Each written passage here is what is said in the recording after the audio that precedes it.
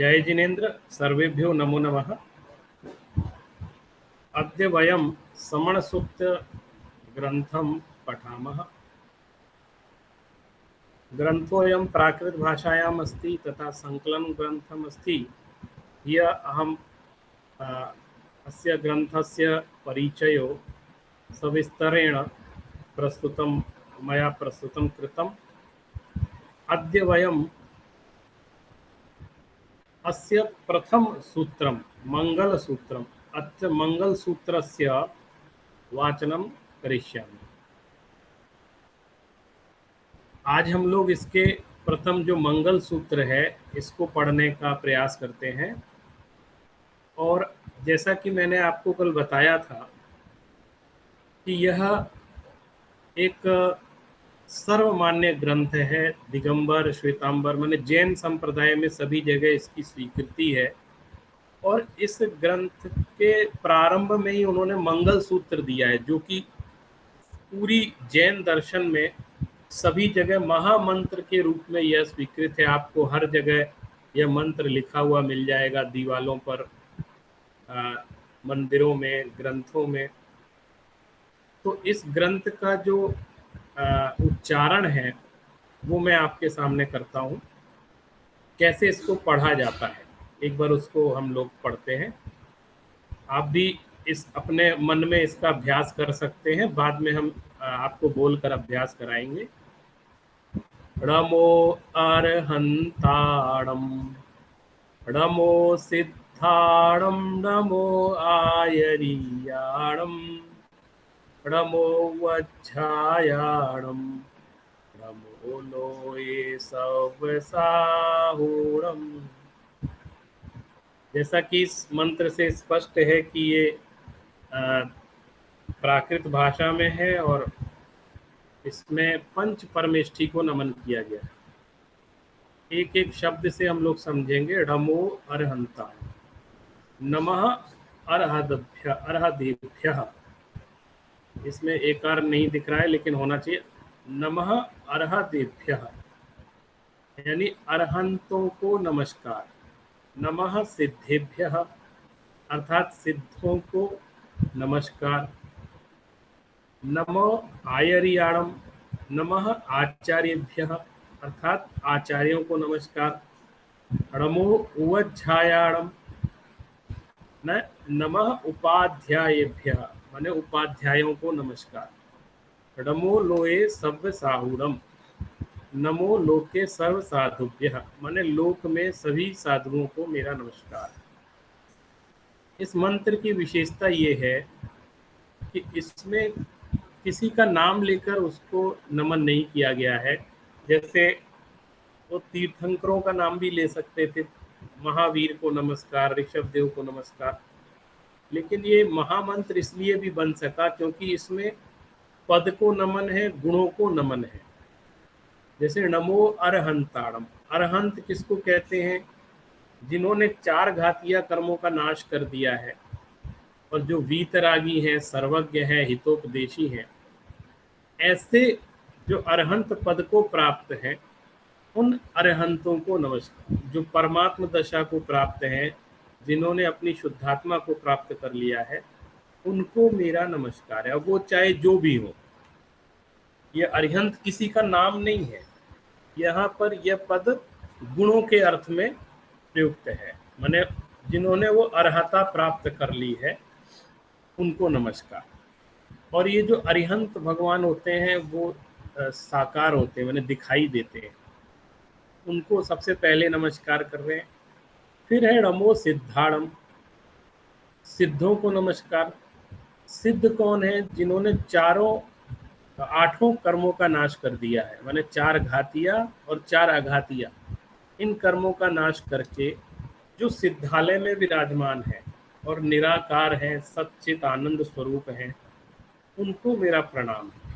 अब वो भी चाहे कोई भी हो सकते हैं, इसलिए वो सिद्ध दशा को, जिन्होंने, जिस आत्मा ने सिद्ध दशा को प्राप्त कर लिया है, लोक के अग्रभाग पर जो विराजमान है और हमेशा के लिए जो मुक्त हो चुके हैं, उनको मेरा प्रणाम। वो बड़े शुद्ध परम पवित्र आत्माएं हैं, उनको मेरा नमस्कार है। फिर कहते हैं नमो आयरियाणम, माने आचार्यों को नमस्कार। मैं समस्त आचार्यों को नमन कर रहा हूँ। आचार्य कौन है? जो कुल के नायक हैं, संघ के नायक हैं, और जिनमें आचार्यत्व तो विद्यमान है। आचार्य कहलाते हैं जो सम्यक दर्शन ज्ञान चारित्र में श्रेष्ठ हैं, मूल गुण और उत्तर गुण के धारी हैं। ऐसे आचार्य परमेष्ठी माने जो मुनि होते हैं, मुनियों के संग में जो श्रेष्ठ होते हैं, माने उनके जो नायक होते हैं, उनको आचार्य कहते हैं। तो मैं समस्त आचार्यों को प्रणाम करता हूँ, उनको नमन करता हूँ। और नमो उवज्झायाण, उपाध्यायों को नमस्कार करता हूँ। उपाध्याय किसको कहते हैं? यहाँ पर जो उपाध्याय शब्द का प्रयोग है, एक पंच परमेष्ठी में संघ में अध्ययन अध्यापन कराने के लिए जो विशेष सूत्र के ज्ञाता हैं, द्वादशांग के ज्ञाता हैं, श्रुत के ज्ञाता हैं, वो अन्य जो मुनि हैं उनको अध्यापन का कार्य कराते हैं। माने वो वहाँ मुनियों के अध्यापक हैं, उनको कहते हैं उपाध्याय। तो वो ज्ञानी होते हैं और सबको शास्त्रों का अभ्यास कराते हैं, इसलिए उनको भी मेरा प्रणाम है। नमः उपाध्यायेभ्यः, उपाध्यायों को मेरा नमस्कार है। फिर अंत में कह रहे हैं नमो लोए सब साउरम, माने लोक के समस्त साधुओं को मेरा नमस्कार है। साधु कौन है? जो वीतरागी हैं, हितोपदेशी हैं, और जो अहिंसा का पालन करते हैं, और सर्व परिग्रहों से रहित हैं, अनगारी हैं, जिन्होंने घर छोड़ दिया है, साधु संग में आ गए हैं।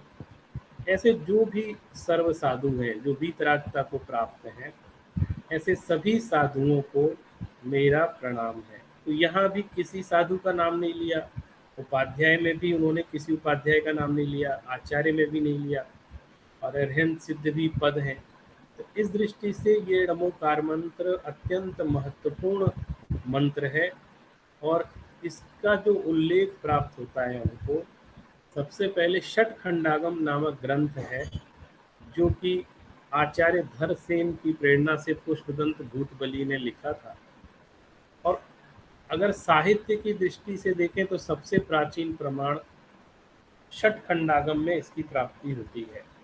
और अगर हम शिलालेख की दृष्टि से देखें तो यह इस मंत्र का उल्लेख उदयगिरी खंडगिरी की गुफाएं यहाँ उड़ीसा में, वहाँ पर सम्राट खारवेल का एक शिलालेख है, जिसमें वो नमो अरहतानम नमो सब सिद्धानम, इस तरह से वो नमोकार मंत्र के पद का उल्लेख करते हैं।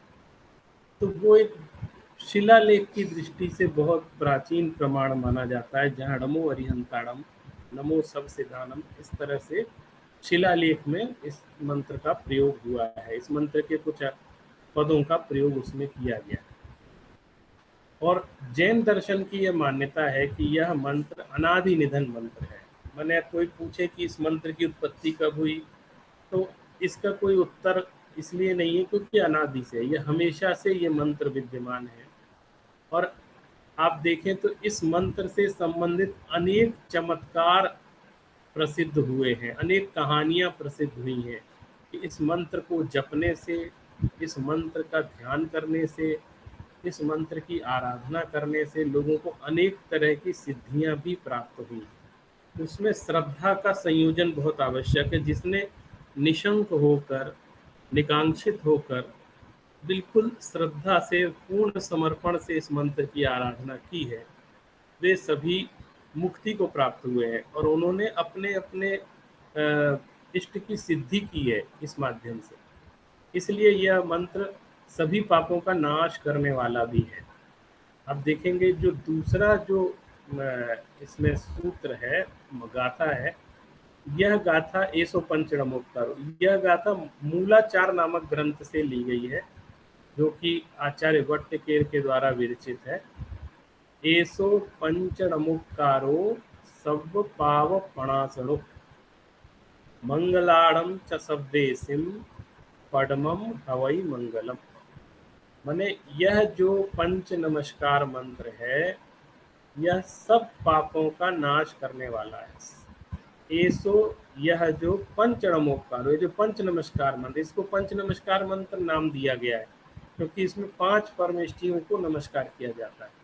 तो यह इस मंत्र की महिमा है कि यह जो पंच नमस्कार मंत्र है, ये सब पाव पणासुरो, यह सभी पापों का नाश करने वाला है। और मंगलाणम च सब्देसिन, ये सभी मंगलों में प्रथम मंगल, पडमम हवई मंगल, सारे ही मंगलों में यह प्रथम मंगल है। जैसे भारतीय संस्कृति में अनेक मंगल स्वीकृत किए गए हैं, जैन दर्शन में भी अनेक चीजें का मंगल माना गया है, तो उन्होंने कहा वो सब तो ठीक है, लेकिन जितने भी मंगल माने गए उसमें भी यदि प्रथम किसी मंगल का नाम लिया जाएगा तो वो नमो अरिहंतारम ही माना जाएगा। ये पंच नमस्कार मंत्र को ही मंगल माना जाता है। तो अब प्रश्न उठता है कि मंगल कौन कौन है। तो देखिए, ये मंगल का पाठ भी इसमें दिया हुआ है, इसको मंगल पाठ बोलते हैं। अरिहंता मंगलम, अरिहंत मंगल है। सिद्धा मंगलम, सिद्ध भगवान मंगल है। साहु मंगलम, साधु मंगल है। जो पंच परमेष्टि के साधु वो भी मंगल होते हैं। अब केवली पंडितो धम्मो मंगलम, और क्या मंगल है, कह रहे केवली भगवान द्वारा प्रणीत धर्म मंगल होता है। जो उन्होंने जो रास्ता बताया, जो तीर्थ बताया, जो धर्म बताया केवली ने, केवल ज्ञान युक्त पुरुषों ने, उसको हम मंगल कहते हैं। फिर प्रश्न होता है कि लोक में उत्तम क्या है, सर्वोत्तम उत्तम क्या होता है। तो इसमें इसका उत्तर है कि अरिहंता लोकोत्तम। अगर आपको संसार में उत्तम देखना है तो अरिहंत उत्तम है। और सिद्धा लोकोत्तम, लोक में सिद्ध उत्तम है। साहु लोकोत्तम, बहुत सरल है, लोक में साधु उत्तम है।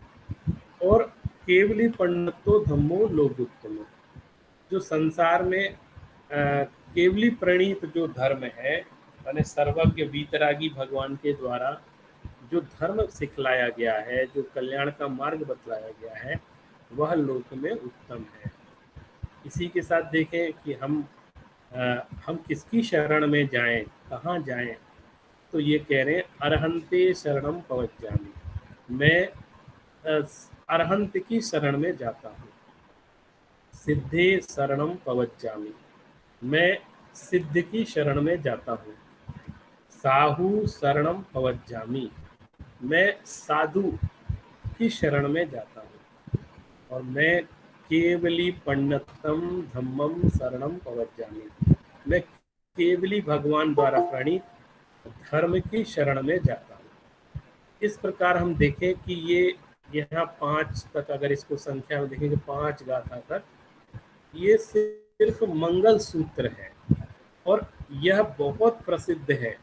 मैं मानता हूँ बच्चों को ये याद रहता है, तो आप सब भी अगर इसको याद कर लेंगे तो ये बहुत उत्तम कहलाएगा और एक बहुत पवित्र मंत्र है। और कहीं अगर आपको मंगलाचरण करना है तो अगर ये 5 गाथा बहुत सरल है, अगर ये बोल देते हैं तो बहुत अच्छा माना जाएगा कि आपने बहुत अच्छा प्राकृत भाषा में मंगलाचरण किया है। लेकिन अकेले नमोकार मंत्र नहीं बोलना है, उसके साथ फिर उसकी महिमा वाला जो वाचक है ऐसो पंच नमोकारो, उसका भी पाठ करना है। फिर बाद में जो 4 प्रकार के वो मंगल और 4 प्रकार के लोकोत्तम और 4 शरण, इनका भी उच्चारण इसमें साथ में करना है, तब जाकर के कंप्लीट मंगलाचरण आपका होगा और वो बहुत अच्छा माना जाएगा। इसके बाद देखिए, इसमें इसकी जो है हिंदी भी दी हुई है, आप इसको पढ़ करके समझ सकते हैं जैसा मैंने आपको बताया था। और अभी हम ये 6वीं गाथा कल देखेंगे। आज हम इसके पाठ को ज़्यादा जोर देंगे कि हमको इसका पाठ करना है, और अगर हम इसका पाठ करेंगे तो निश्चित रूप से हम कई तरह के मंगलों को प्राप्त करेंगे। और आगे अभ्यास के लिए भी कभी कोई पूछता है, परीक्षा में पूछता है अथवा कहीं मंगलाचरण करता है, तो भी इससे बहुत सारी सुविधा हमको हो जाती है। तो मैं विश्वास करता हूँ कि जैन परंपरा के इस महत्वपूर्ण मंत्र को आप स्मरण करेंगे, इसके अर्थ को समझेंगे, इसकी व्याख्या को समझेंगे और इसको याद भी अवश्य करेंगे। अगर ये याद कर लेते हैं तो सर्वोत्तम है। तो हम अब कल अपनी कक्षा में और अधिक गाथाओं का पाठ पढ़ेंगे और उसके भाव को समझने का प्रयास करेंगे।